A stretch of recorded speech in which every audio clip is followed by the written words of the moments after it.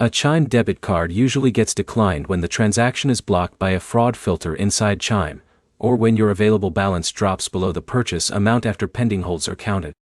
By the end, you'll know exactly why the decline happens in the moment, and the fastest ways to fix it so your next payment goes through. First, the most common causes are simple account and merchant issues. If your balance looks fine, but the card still fails, it's often because pending transactions are already reserving part of your money. Gas stations, hotels, and car rentals are especially known for placing temporary holds that reduce your available balance. Another common issue is using the wrong PIN at an ATM or having an unactivated or expired card. Online payments can also fail if your billing address doesn't match what's saved in your Chime profile, since verification checks will block the charge instantly. The next layer is Chime's security system. Chime automatically flags transactions that look unusual, even if they are legitimate. This includes purchases made from a new location, repeated failed attempts at checkout, or spending patterns that don't match your normal activity. When this happens, the card is temporarily blocked until you confirm the transaction in the app, or try again after a short delay.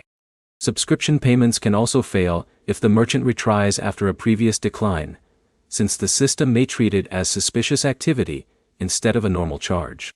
To fix it quickly, start inside the Chime app and check your available balance, not just your total balance. Then open your transactions list and look for pending holds that reduce spending power. If the card is locked, unlock it directly in Settings. Update your billing address to match the merchant if you're shopping online.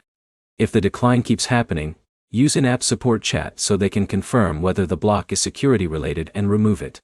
If you need to get a payment through immediately, retry after unlocking the card, switch networks if you're online, and avoid repeated rapid attempts because that can trigger another security flag.